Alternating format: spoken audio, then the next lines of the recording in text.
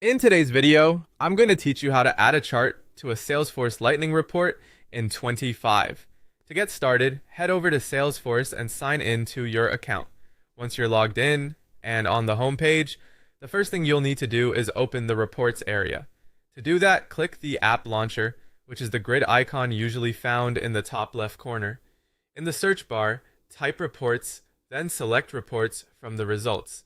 This will take you to the section where you can manage existing reports or create a new one. From here, you have two options. If you already have a report that you want to visualize, go ahead and open that report. If you're starting from scratch, click New Report. Choose the report type that fits your data and then click Start Report. This opens the report builder, which is where all the chart setup happens. Next, switch into edit mode by clicking Edit. This is important because charts can only be added and configured while you're editing the report. Before adding a chart, make sure your data is grouped. In Salesforce, most chart types require grouped report data in order to display properly. To do this, drag a field into the Group Rows or Group Columns area. A few common examples include Opportunity Stage, Lead Source, Owner, or Close Date. Grouping helps Salesforce organize the data into categories, which is what makes charting possible. Once your data is grouped, click Add Chart in the report builder. Salesforce will automatically generate a chart based on the grouped data you've selected. This gives you a quick visual right away, which you can then refine.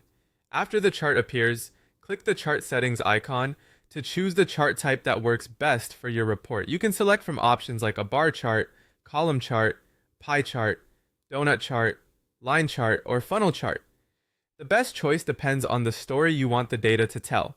For example, if you're reviewing a sales pipeline, a chart showing opportunities by stage can be especially useful for spotting trends at a glance. You can also customize the chart to make it more meaningful and easier to read. Adjust the chart title, axis labels, displayed values, sorting, and the aggregation methods such as sum, count, or average. These settings help ensure the chart reflects exactly what you want to measure. When everything looks right, click Save or Save As. Then enter a report name, choose the appropriate report folder, and click Save Again. And that's it. Your Salesforce Lightning report now includes a chart that makes your data easier to understand and share.